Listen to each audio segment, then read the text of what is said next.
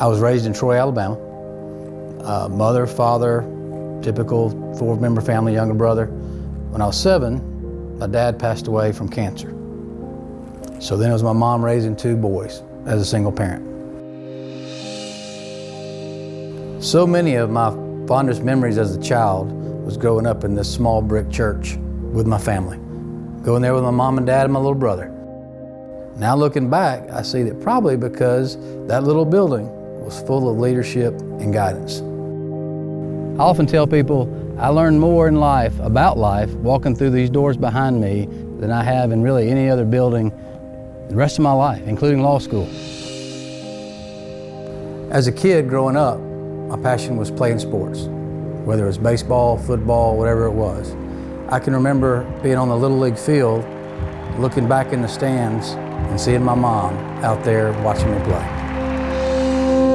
I've never lost that passion for the sport or in watching the sport, or as I've gotten older, being involved and helping out where their kids might not have dads or might not have people in their life. Now that I have children, and now that I'm there with my children, I really know what it's like to, what I was missing out on back in the days when I was a kid.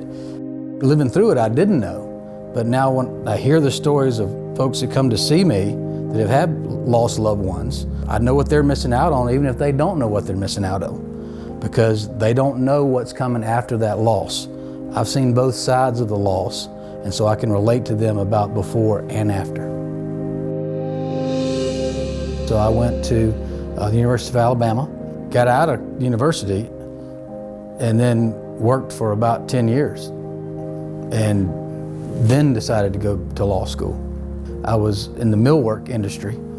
Typically people in the millwork industry are blue-collar folks, and they'd ask me questions. Well, I realized real quick there were a lot of things that I could tell them, but I couldn't help them with any of their problems. And I realized that where I was going was never going to afford me the ability to help people. So I decided to go back to law school after work hours so I continued to provide for my family. So I went to a night school.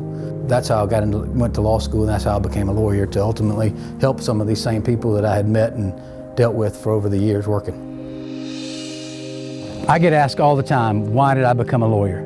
The easy answer is, it's all about the fight.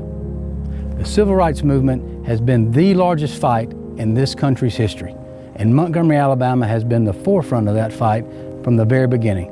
It's also my hometown. I have that same passion to fight for people who can't fight for themselves. If you're looking for someone to tell your story, first make sure they listen to your story.